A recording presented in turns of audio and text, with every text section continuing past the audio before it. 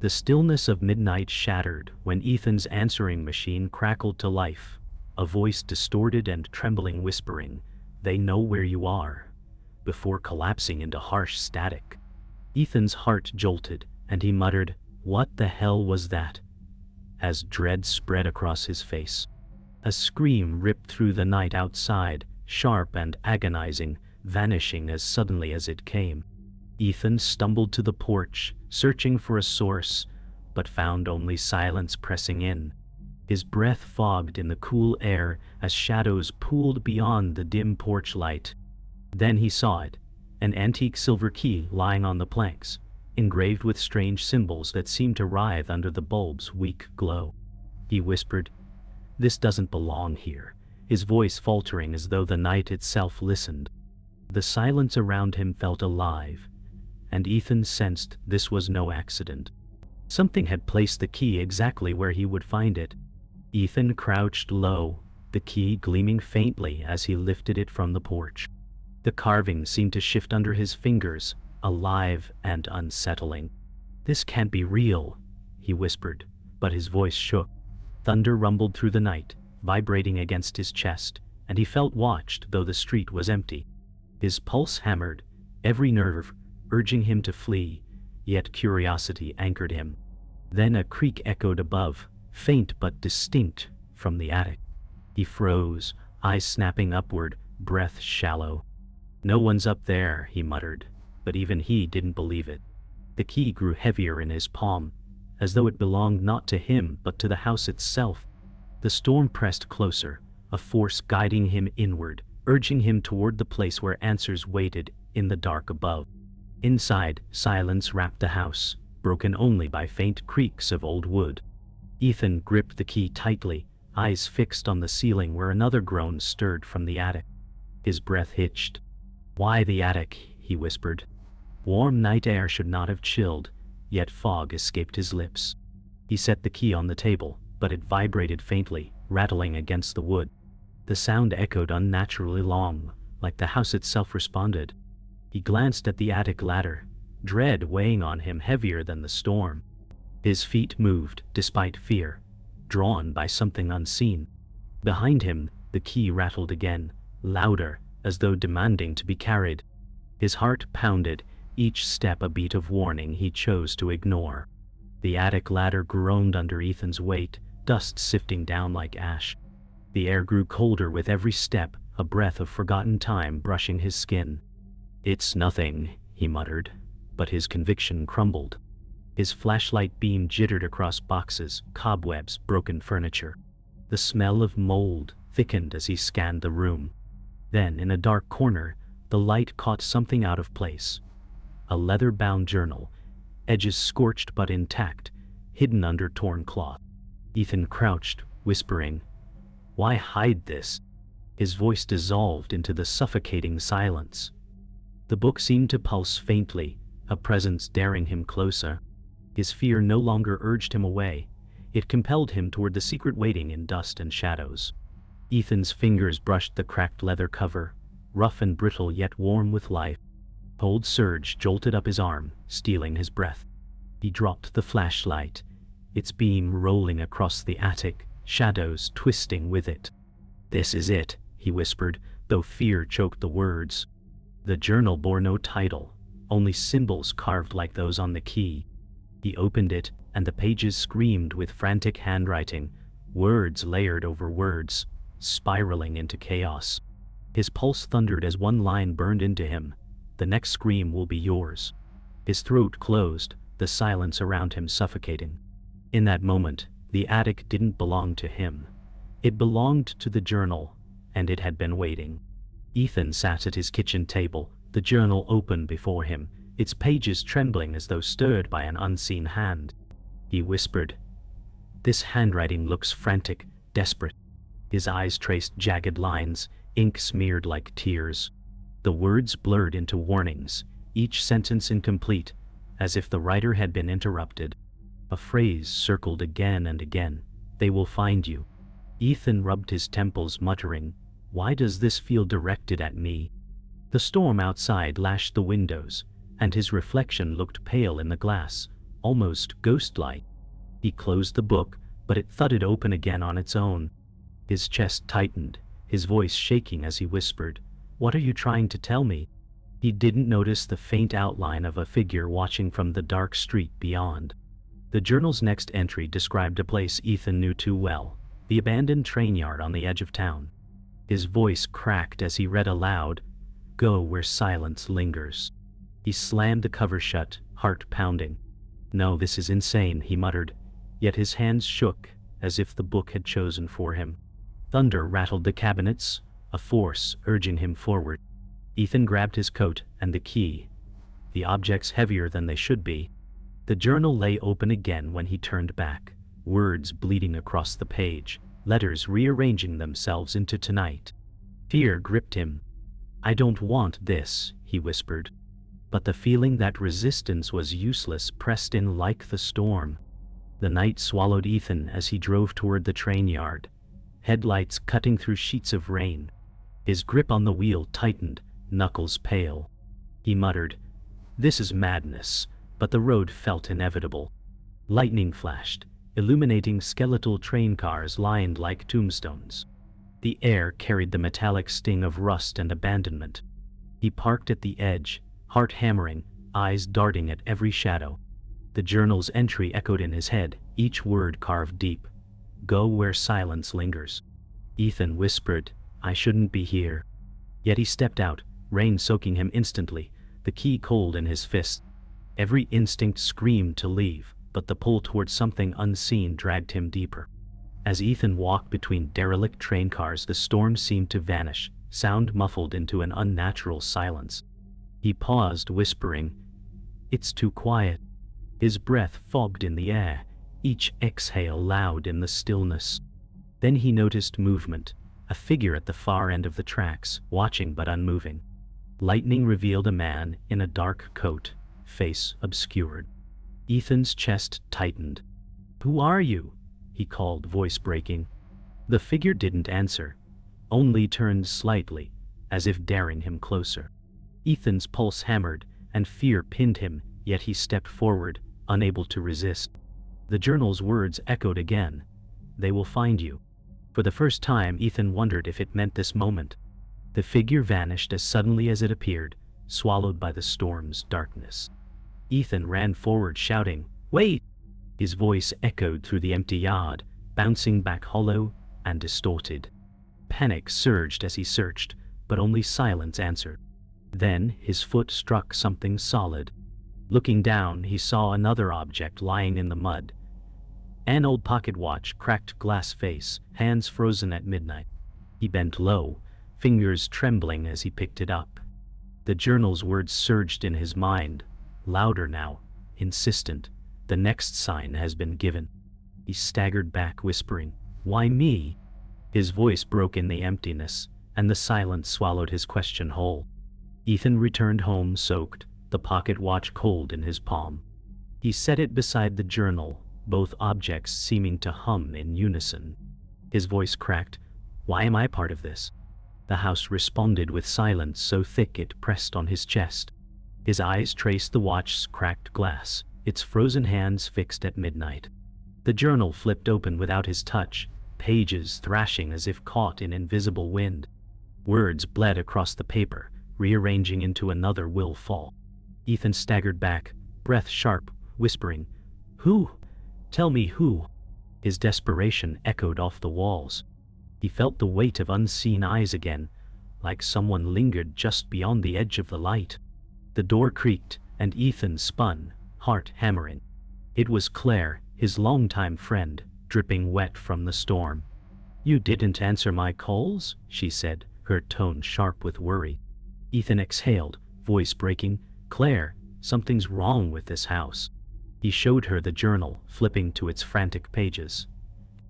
Her eyes narrowed as she whispered, "Ethan, where did you get this?" He muttered, "The attic." Claire shook her head, face pale, muttering, "You shouldn't have touched it." Tension rippled in the air between them, heavier than the storm outside. Ethan's throat tightened, realizing she knew more than she admitted, and fear coiled in him as he whispered, "What aren't you telling me?" Claire gripped the journal, her fingers trembling. "This belonged to a man who lived here decades ago," she confessed, voice low. "He vanished without a trace." Ethan's jaw clenched as he muttered, "And now it's happening again." Claire's eyes darted to the attic door, her voice breaking. "They say anyone who reads it becomes trapped." Ethan's hands shook as he slammed the book shut, saying, "Then why is it writing about me?" Claire hesitated, her silence louder than denial. Outside, thunder rattled the glass, a warning that the storm mirrored their unraveling fear.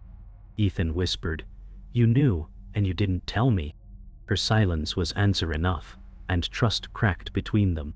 A scream shattered the moment, raw and chilling, echoing from outside. Ethan and Claire bolted to the porch, rain pelting their faces. Across the street, a neighbor staggered into the road, hands clutching his chest. His scream cut off as he collapsed in the downpour. Ethan froze, whispering, "The journal. It knew." Claire's face drained of color as she muttered, "Another will fall." Ethan rushed forward, kneeling in the rain, but the man's eyes stared lifelessly at the sky. The storm swallowed every sound except Ethan's panicked breath. He turned back to Claire, shouting over the rain, "It's real! It's killing them!" Lightning lit her pale face, fear confirming what he already knew.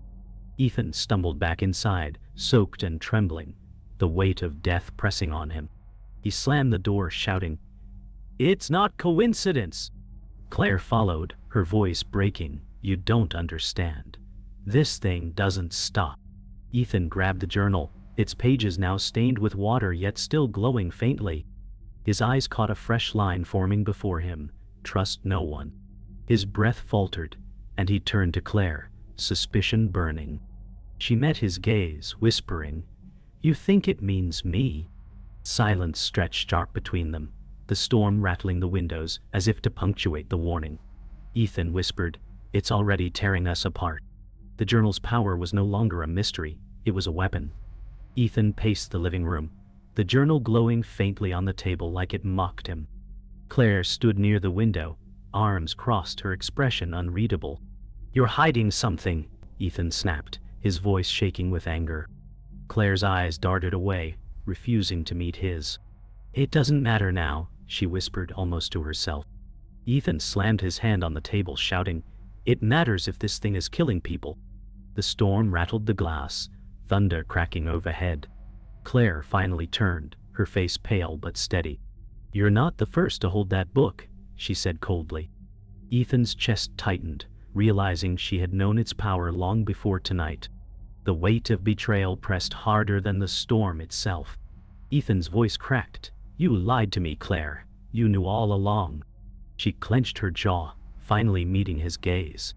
"I didn't tell you because once it chooses you, there's no turning back." Ethan shook his head, anger rising. "It didn't choose me, I found it." Claire's expression hardened, her voice sharp. "No, Ethan, it found you." His breath faltered as the truth settled. The journal flipped open, pages thrashing wildly, though no wind stirred. Ink bled across the paper, forming a single name. Claire Tschwa. Ethan froze, eyes darting to her pale face. She whispered, "I told you, this house doesn't forget." For the first time, Ethan wondered if Claire was victim or villain.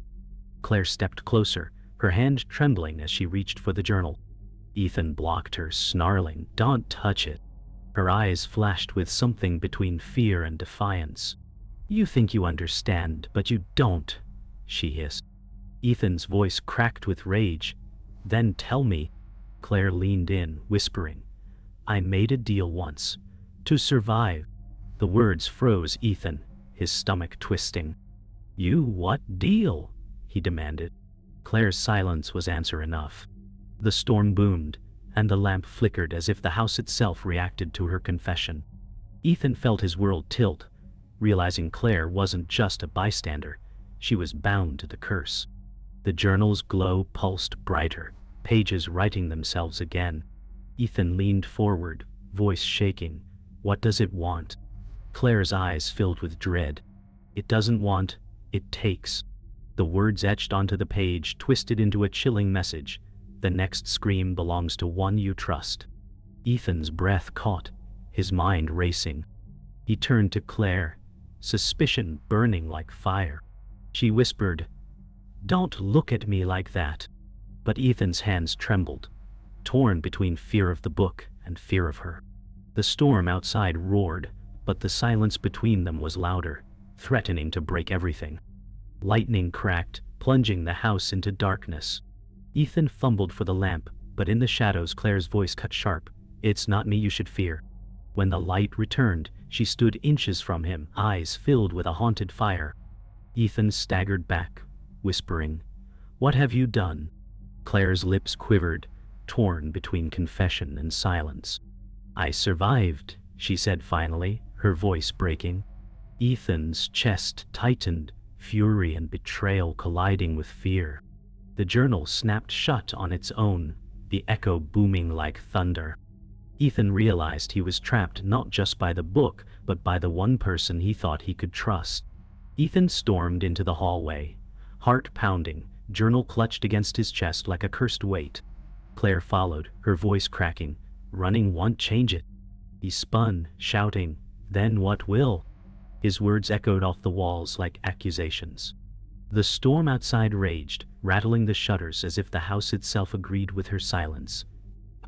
Suddenly, a knock thundered at the door, loud enough to make them both jump. Ethan froze, eyes locked on Claire. "Who's here at this hour?" he whispered. Claire shook her head, pale and silent. The knock came again, heavier this time. Ethan stepped toward the door, dread crawling up his spine. Something inside told him this visitor wasn't bringing comfort. It was bringing answers he might not want. Ethan opened the door to reveal Sheriff Dalton, a man weathered by years of shadows. His uniform was damp from the storm, badge tarnished, eyes bloodshot. "Evening," Dalton muttered, his tone heavy with secrets. Ethan's voice cracked. "You knew about this place, didn't you?" Dalton stepped inside, glancing at the journal on the table. "Some things are better left buried," he said. Claire stiffened, glaring. "You knew, and you let him suffer alone." Dalton's jaw tightened, his silence more damning than words. Ethan whispered, "You've seen this before." Dalton didn't deny it. Instead, he sighed, muttering, "Not everyone survived last time." The storm groaned louder, as if the house itself recoiled from his admission. Dalton poured himself a drink with trembling hands, his voice low. "I tried to burn it once, watched it survive the flames like it was laughing at me." Ethan's breath hitched, whispering, "So you left it for me to find?" Dalton's eyes darkened. "It always finds someone." Claire leaned forward, her tone bitter. "You made a deal too, didn't you?" Dalton slammed the glass down, the sound sharp in the silence. "I did what I had to do," he snapped, then softened. "But I lost more than I saved." Ethan's hands shook around the journal, the weight of both confessions crushing him. He muttered, "Then maybe it chose me to finish what you couldn't." Dalton's silence confirmed his fear. Before Ethan could respond, a knock rattled again, softer this time, yet more unnerving. Dalton drew his gun, muttering, "Not everyone who comes here is living." Ethan opened the door cautiously, revealing a thin man with wild eyes and unkempt hair. "You found it," the stranger rasped, rain dripping from his coat. Claire stepped back, whispering, "Who is this?" Dalton cursed under his breath. "That's Leonard. He's not supposed to be here." Leonard's lips curled into a crooked smile. "I know the truth," he muttered, his voice like gravel. Ethan's pulse spiked as the man's eyes darted straight to the journal. "You've awakened it," Leonard said, trembling with both fear and awe. Leonard staggered inside, dripping water across the floor, eyes never leaving the journal. "It writes futures," he muttered, voice trembling. "But it feeds on fear." Ethan demanded, "How do you know?" Leonard's laugh was broken, hollow. "Because it once wrote mine." Dalton cursed, lowering his gun slightly. Claire whispered, "Then how are you still here?" Leonard's face twisted. "I never escaped. I only endure." His words sent chills through Ethan's spine. The journal trembled on the table, its pages fluttering like wings. New words carved themselves into the paper. The circle is complete. Leonard's eyes widened in terror. "It knows us all now," he whispered, his voice breaking as lightning split the night sky. The journal trembled violently on the table, pages flipping as if caught in a storm only it could feel. Ethan shouted, "Make it stop!" Dalton grabbed his arm, growling, "You can't stop it, you face it." Leonard leaned close, whispering, "It's binding you now." Claire's voice cracked. "Then what happens when it's finished?" The pages froze open on a line etched in deep crimson ink. "The keeper must bleed." Ethan staggered back, muttering, "Keeper? What does that mean?" Leonard's wild eyes glinted. "It means one of us isn't walking away." Thunder shook the house as though the storm itself had heard. The shadows around them thickened, alive with something watching. Dalton growled, "This house has always chosen a keeper, someone to carry its curse." Ethan's voice shook, "I don't want this." Leonard muttered, "It doesn't care what you want." Claire stepped closer, her eyes locked on the journal. "If it chose you, Ethan, maybe you can end it." He glared at her, voice sharp. "You said the same thing before. How many people have you sacrificed for survival?" Claire flinched, guilt flickering across her face. Dalton's grip on his gun tightened, the storm booming as if demanding blood. Ethan whispered, "I won't be its pawn." But the journal's glow brightened, words forming slowly. "The end begins tonight." A floorboard creaked above them, sharp and deliberate. Everyone froze, eyes darting upward. Dalton raised his gun, whispering, "We're not alone." Ethan's breath caught. "The attic." Leonard muttered, "No. The observer." Claire's face drained of color. "Who?" she whispered. Leonard's voice trembled. "He's always here. He doesn't speak, he just watches." The house groaned as if confirming his words. Another creak echoed, slower this time, closer to the stairs. Ethan clenched his fists, whispering, "Then we face him." Dalton shook his head, muttering, "You don't face him, he faces you." The silence after his words was worse than the storm. Slow footsteps descended the attic stairs, steady and unhurried. A tall figure emerged into view, cloaked in shadows, face hidden beneath the brim of a wide hat. Ethan whispered, "Who are you?" But the figure gave no reply. Dalton's gun hand trembled, sweat beading his forehead. Leonard pressed back against the wall, muttering prayers under his breath. Claire's voice shook as she whispered, "He's the silent observer." The figure stopped at the bottom step, his stillness heavier than any movement. The journal's glow dimmed suddenly, as if bowing to his presence. Ethan felt his breath catch. This was no ordinary intruder. This was the one the book had been waiting for. The silent observer raised his head slightly, revealing eyes cold and unblinking, locked on Ethan. The journal snapped shut, its echo louder than thunder. Leonard screamed, "He's here for the keeper!" Dalton barked, "Stay back!" but his voice cracked with fear. Claire clutched Ethan's arm, whispering, "Don't let him take you." Ethan's chest tightened, every instinct screaming to flee, yet his feet refused to move. The figure stepped forward slowly, each motion deliberate, the storm outside falling silent, as if the world itself held its breath. Ethan whispered, "Why me?" The observer gave no answer. He only watched, and in his silence, Ethan understood the truth. Choice was an illusion. The silent observer's gaze locked on Ethan, freezing him in place. Dalton shouted, "Stay back!" and fired the gunshot, deafening. The figure didn't flinch. The bullet vanished into shadow. Claire screamed, clinging to Ethan's arm, while Leonard fell to his knees, muttering, "It's already chosen." The journal sprang open, pages whipping violently, words burning across them. The keeper must decide. Ethan's chest heaved, his voice breaking. "Decide what?" Dalton's face twisted in despair as he whispered, "Whose blood?" Lightning flared through the window, illuminating the horror written in crimson on the page. Ethan realized the book demanded a sacrifice, and time was running out. Dalton raised his gun again, sweat streaming down his face. "It wants one of us," he growled. Claire shouted. "No." Ethan clutched the journal, his hands trembling. "I won't kill anyone," he cried. But the pages hissed, ink bleeding into fresh words. "Choose or be taken." Leonard laughed bitterly, his voice broken. "It's not a book. It's a predator." Dalton aimed at Leonard, snarling, then let it feed on him.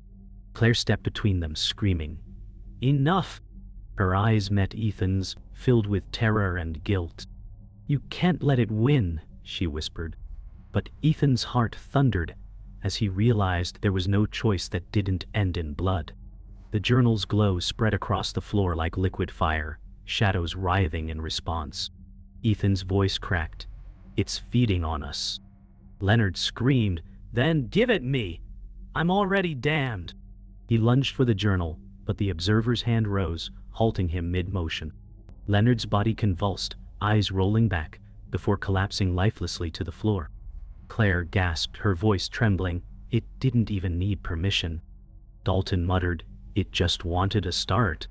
Ethan knelt by Leonard's still form, whispering, "He's gone." The journal's pages bled with new words. The circle tightens. Ethan felt a surge of dread. It wasn't finished. Leonard's death was only the beginning. Dalton's hand shook as he lowered his gun. "It'll take us one by one, until only the keeper remains." Ethan shouted, "I won't let it." He slammed the journal shut, the sound like a thunderclap. For a moment, silence filled the room, the storm outside stilled. Then the observer turned its gaze to Claire. Her eyes widened in terror as words burned onto the journal's cover. "The next scream belongs to her." Claire clutched Ethan's hand, whispering, "Don't let it take me." Ethan's throat closed, desperation choking him. Dalton muttered, "It already wrote it. You can't fight ink."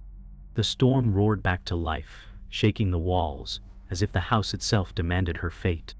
Ethan roared, grabbing the journal with both hands. "Then take me instead." The pages blazed with crimson fire, wind ripping through the house, scattering objects like toys. Claire screamed his name as Dalton lunged, trying to stop him.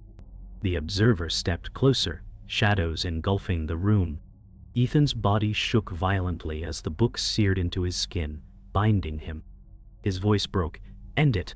But instead the journal's pages turned one last time, writing in fresh ink, "The keeper is chosen." The fire vanished, silence consuming everything. Ethan dropped to his knees, the journal clutched to his chest, eyes distant, already lost. Claire sobbed, whispering, "He's gone." Dalton stared hollowly, while the observer faded into shadow. On the final page, a chilling line glowed. "The story continues."